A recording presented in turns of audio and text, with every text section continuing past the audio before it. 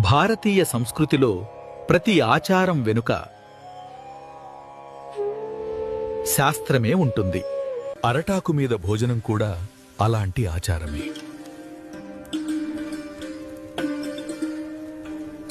వేడి తాకితే అరటాకు anti bacterial శక్తిని విడుదల చేస్తుంది.